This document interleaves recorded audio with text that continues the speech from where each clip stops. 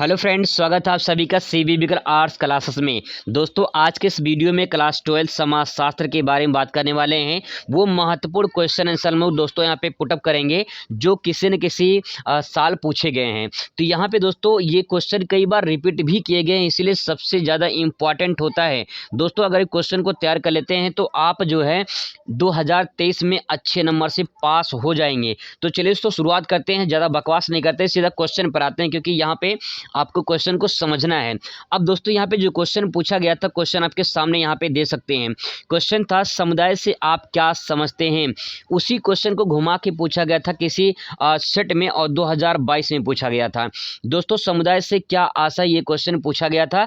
आपको बता दें कि लगभग 7 सेट बनते हैं यूपी में और सातों सेट में किसी एक सेट 2022 में क्वेश्चन पूछा गया था कि समुदाय से क्या आशय है। तो अब चलिए आपको आंसर बताते हैं और आपको पूरी दोस्तों अच्छे तरीके से एक ही बार में आपको याद कराने की कोशिश करते हैं। दोस्तों, पहले परिभाषा समझते हैं, इसके बाद मैं आपको एग्जाम्पल के माध्यम से आपके दिमाग में फिट कर दूंगा। 100% गारंटी के साथ बता रहा हूं दोस्तों। क्वेश्चन में आंसर जो लिखा गया है कि जब किसी छोटे या बड़े समूह के सदस्य इस प्रकार साथ साथ रहते हों जिनका कोई स्वार्थ ना हो तो ऐसे समान जीवन के समूह को समुदाय कहा जाता है। दोस्तों, बहुत ही सिंपल वर्ड में लिखा गया है, लेकिन मैं आपको एग्जाम्पल के माध्यम से समझाने की कोशिश करता हूं।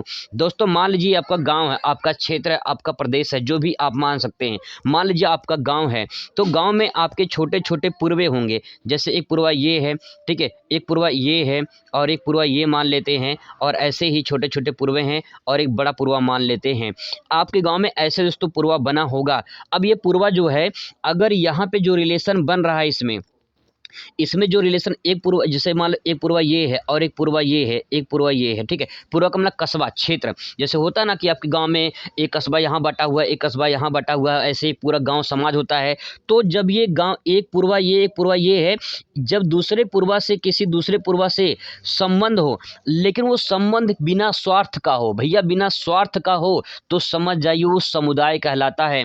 मैं सिंपल भाषा में दोस्तों आपसे इतना ही कहना चाहूँगा, जैसे जो है एक समुदाय बनते हैं ना। जैसे मान लीजिए आप अपने दोस्तों का एक समुदाय बना लीजिए। समुदाय का मतलब कमेटी बना लीजिए, एक संगठन बना लीजिए, ठीक है। अपने दोस्तों का 20-25 लोगों का एक समुदाय, एक संगठन बना लीजिए। और जो संगठन बनाया गया है उसमें किसी का कोई स्वार्थ ना हो, तो दोस्तों ऐसे समुदाय को, ऐसे संगठन को, ऐसे समूह को समुदाय कहा जाएगा। जब कोई स्वार्थ की भावना ना हो, आप देश प्रेम के लिए राष्ट्र की भावना होना चाहिए ना, तो उसमें कोई स्वार्थ नहीं है। अपने परिवार में लोग रहते हैं तो परिवार में ऐसा कोई नहीं कि हाँ स्वार्थ की भावना होना चाहिए। दोस्तों, स्वार्थ की भावना ना हो, दोस्तों सिंपल वर्ड में कहा जाए मतलबी कोई ना हो, तो उससे समुदाय कहा जाएगा। तो यहाँ पे वही बात कही, जब किसी छोटे या बड़े समूह के सदस्य एक साथ रहते हों लेकिन कोई स्वार्थ ना हो, तो उसे समुदाय कहा जाएगा। बस एक लाइन की परिभाषा दोस्तों अगर आप याद कर लेंगे तो आपको आसानी से याद हो जाएगा और आप अच्छे नंबर से पास हो जाएंगे। दोस्तों, अगला क्वेश्चन है, यहाँ पे क्वेश्चन है उपनिवेशवाद से क्या आशय है। 2019 में पूछा गया था दोस्तों। उपनिवेशवाद क्या है दोस्तों, मैं घोर के पिला दूंगा दोस्तों, गारंटी है। बस 1 मिनट के देख लीजिए, उपनिवेशवाद आपके दिमाग में फिट हो जाएगा। 100% दोस्तों गारंटी है।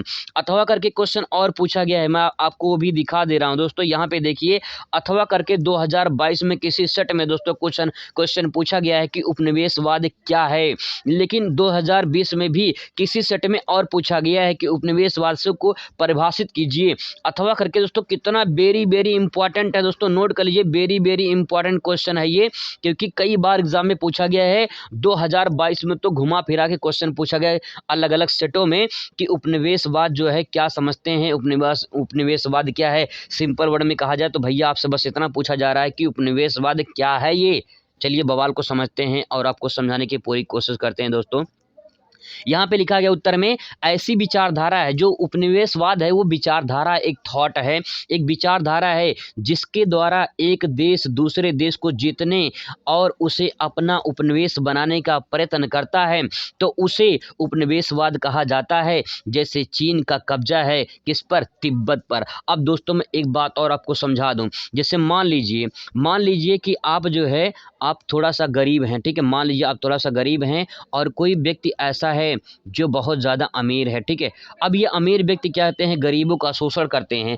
जब ये अमीर आदमी छोटे आदमी को अपने जो उसकी जायदाद है, जो उसकी ज़मीन जायदाद है, जो उसकी संपत्ति है, उसको अपने में मिला ले या उसे कब्जा कर ले, तो उस क्रिया को उपनिवेशवाद कहा जाएगा। सिंपल वर्ड में दोस्तों बस यही है कि यहाँ पे चीन ने किस पे कब्जा कर लिया है, तिब्बत पर। तो भैया तिब्बत पर कब्जा कर लिया है, तो इसी तिब्बत पर कब्जा करने की क्रिया को उपनिवेशवाद कहा जाता है दोस्तों। यही इसका आंसर है। इसको और समझने के लिए मैंने एग्जाम्पल यहाँ पे लिखा है। जब एक अमीर देश किसी गरीब देश पर कब्जा कर ले तो उसे उपनिवेशवाद भी कहा जाता है दोस्तों। ये बात ध्यान रखेंगे। भारत भी पहले कभी जो है उपनिवेशवाद के संज्ञा में आता था, क्योंकि यहाँ पे ब्रिटिश सरकार जब भारत पे कब्जा कर लिया था तो उस क्रिया को उपनिवेशवाद ही कहा जाता है। चलिए दोस्तों आगे बढ़ते हैं। दोस्तों अगला क्वेश्चन बहुत ही ज़्यादा इंपॉर्टेंट होने वाला है। यहाँ पे आप समझ सकते हैं इस बात को। क्वेश्चन है लिंगानुपात से क्या समझते हैं। ये आपका जो क्वेश्चन पूछा गया ये भूगोल में भी पूछा गया है। कब? 2022 में दोस्तों ही पूछा गया था, इसलिए बहुत इंपॉर्टेंट है। ये लिंगानुपात आपके समाजशास्त्र में भी और भूगोल में भी पूछ सकता है, इसलिए बहुत ही इंपॉर्टेंट है दोस्तों। क्वेश्चन घुमा फिरा के चाहे जैसे आ जाए कि लिंगानुपात को परिभाषित कीजिए, या फिर लिंगानुपात से क्या समझते हैं, या फिर लिंगानुपात को स्पष्ट कीजिए। सिंपल वर्ड में आपको बस इतना ध्यान रखना, लिंगानुपात है क्या है लिंगानुपात। चलिए समझते हैं क्या है लिंगानुपात। दोस्तों अच्छे समझने की कोशिश करेंगे लिंगानुपात क्या है। बस एक लाइन की परिभाषा याद रखिए कि प्रति 1000 पुरुषों पर महिलाओं की संख्या को लिंगानुपात कहते हैं। दोस्तों ध्यान रखिएगा, जब आप एग्जाम हॉल में बैठेंगे, अगर आपको क्वेश्चन ये आंसर नहीं आएगा तो कुछ नहीं करना है, बस एक बार नजरें उठा के उस कमरे में देखना है कि कितने उस कमरे में लड़के हैं और कितने उस कमरे में लड़कियां हैं। जब ये देख लेना तो समझ जाना कि लड़कों के पीछे लड़कियां कितनी हैं, संख्या है, तो उसी को पुरुषों के पीछे मतलब लड़कों के पीछे जो लड़कियों की संख्या होगी उसी को लिंगानुपात कहेंगे। बहुत ही सिंपल वर्ड में समझ सकते हैं दोस्तों इसको, बहुत ही आसान तरीके से। अब देखिए इसका एक फार्मूला होता है दोस्तों। ये फार्मूला अगर आप तैयार कर लेते हैं तो आपको प्लस पॉइंट मिलता है। उसमें फार्मूला है, ये जो फार्मूला है ये भारत में लागू होता है, ठीक है। ये भारत में इसे लिंगानुपात निकाला जाता है, लेकिन कुछ देश ऐसे हैं जो इनमें ऐसे निकाला जाता है। देखिए लिंगानुपात निकालने के लिए स्त्रियों की संख्या बटे पुरुषों की संख्या गुणे 1000 कर देंगे तो आपका लिंगानुपात निकल जाएगा। ध्यान रखिए हमेशा स्त्रियों की संख्या, यहाँ पे स्त्री जो है ऊपर है, ठीक है, मतलब यहाँ पे जो है स्त्री को ऊपर कर दीजिए और यहाँ पे जो है पुरुष को नीचे कर दीजिए, तो आपको भूलेगा नहीं कि यहाँ पे पुरुष जो है नीचे हैं, स्त्रियाँ ऊपर हैं, और गुणे 1000 हो जाएगा। तो दोस्तों इस तरह से आप इसका आंसर निकाल सकते हैं। इसको गलत तरीके से इस्तेमाल नहीं करेंगे, जो मैं बोल रहा हूँ गलत तरीके से थॉट दिमाग में नहीं लाएंगे। ये याद करने के ट्रिक आप इसे इस्तेमाल कर सकते हैं। लेकिन कुछ दोस्तों यहाँ पे कुछ देश हैं जहाँ पे पुरुष ऊपर होते हैं, ठीक है। यहाँ पे देखिए पुरुष ऊपर हैं और यहाँ पे स्त्रियाँ यहाँ पे नीचे हैं, तो यहाँ पे जो है इस तरह से आप इसे अन्य देशों का भी याद कर सकते हैं, ठीक है। तो आई होप कि आपको समझ में आ गया होगा। अगला क्वेश्चन दोस्तों यहाँ पे देखिए जनसंख्या वृद्धि से आप क्या समझते हैं। बहुत ही कमाल क्वेश्चन है, 2022 में पूछा गया है कि जनसंख्या वृद्धि से क्या तात्पर्य है। चलिए आंसर आपके सामने आ चुका है। देखिए यहाँ पे किसी क्षेत्र, किसी प्रदेश, किसी देश में, दोस्तों कोई क्षेत्र भी हो सकता है, कोई प्रदेश भी हो सकता है, कोई देश भी हो सकता है, एक निश्चित काल में, मतलब निश्चित काल में 1 वर्ष के दौरान मान लेते हैं, निश्चित काल मतलब कोई समय हो, निश्चित हो, लेकिन मान लेते हैं 1 वर्ष के दौरान में होने वाले व्यक्तियों की संख्या में जो वृद्धि हो रही है उसी को जनसंख्या वृद्धि कह सकते हैं। सिंपल वर्ड में कहा जाए, मैं आपको सिंपल वर्ड में समझाने की कोशिश कर रहा हूं। जैसे मान लीजिए आपका गांव है, ठीक है, आपके गांव मान लीजिए कि वहां पे 10,000 जनसंख्या है, ठीक है। मान लीजिए आपके गांव में 10,000 जनसंख्या है और 5 साल बाद यही जनसंख्या 1 लाख हो जाती है, यही जनसंख्या 1 लाख हो जाती है, तो दोस्तों ऐसी क्रिया को क्या कहेंगे, जनसंख्या वृद्धि कहेंगे। कि एक निश्चित समय काल में जनसंख्या बढ़ी हुई है, 5 साल में 1 लाख हो रही है 10,000 से, तो जनसंख्या क्या हो रही है, वृद्धि हो रही है, इसे जनसंख्या वृद्धि कहेंगे। लेकिन अगर 5 साल में यहीं पे अगर 10 लाख हो जाए, ठीक है, अगर 10 लाख हो जाए तो इसे जनसंख्या वृद्धि नहीं बल्कि जनसंख्या विस्फोट कहेंगे। विस्फोट भैया, ब्लास्ट हो चुका है, यहाँ पे जनसंख्या ज़्यादा हो चुकी है। अब इसके बाद दोस्तों 5 क्वेश्चन मैं आपके सामने लाऊं, बहुत ही इंपॉर्टेंट है। पांचवा जो लास्ट है क्वेश्चन, जनसांख्यिकी से क्या आशय है या फिर जनसांख्यिकी से क्या तात्पर्य है, ये क्वेश्चन आपसे पूछ सकता है। बहुत सिंपल वर्ड में इसका आंसर खोजने की कोशिश करते हैं। जनसांख्यिकी जो उत्पत्ति हुई ग्रीक वर्ड है। देखिए मैं आपको बता रहा हूँ ग्रीक भाषा क्या होती है। देखिए जैसे भारत की भाषा क्या है, हिंदी भाषा है, ठीक है। भारत की जो भाषा है वो कैसी है, हिंदी है। तो कहेंगे भैया जो भाषा है अपनी कैसी है, हिंदी है। लेकिन ये ग्रीक भाषा कहाँ की है, ग्रीस दोस्तों एक देश है, ठीक है। यूरोप महाद्वीप में ग्रीस एक देश है। इसे एथेंस भी कहा जाता है, इसे एथेंस भी कहा जाता है और उसे यूनान भी कहा जाता है। यूनान इसका प्राचीन नाम है और एथेंस जो है प्रेजेंट टाइम का नाम है, ठीक है। तो यूनान कहें या फिर ग्रीस कहें या फिर एथेंस कहें, ठीक है। अब दोस्तों यहाँ पे जो ग्रीक है वो ग्रीक कहें या तो ग्रीस कहें, ठीक है, वही बात है। अब यहाँ पे दोस्तों यहाँ पे जो वर्ड लिया गया है ग्रीक भाषा है, वहाँ की जो भाषा बोली जाती है यूनानी भाषा कहें या ग्रीक भाषा कहें, जो एथेंस की भाषा है, ठीक है। इसको डेमोग्राफी कहते हैं। डेमोग्राफी जो जनसांख्यिकी है इसी को डेमोग्राफी कहा जाता है। और यहाँ पे देखिए डेमोस यहाँ पे लिखा जिसका अर्थ है, डेमास का अर्थ होता है मनुष्य और ग्राफो का अर्थ होता है अंकित करना। इस प्रकार हम कह सकते हैं डेमोग्राफी का अर्थ होता है मनुष्य के जनसंख्या के बारे में अंकित करना, ठीक है। अब दोस्तों मैं यहाँ पे तो ये किताबी भाषा जो मैंने आपको बताया है, लेकिन मैं आपको इसका अर्थ बताने की कोशिश करूंगा। यहाँ पे देखिए क्या लिखा गया है, जनसांख्यिकी लिखा गया है।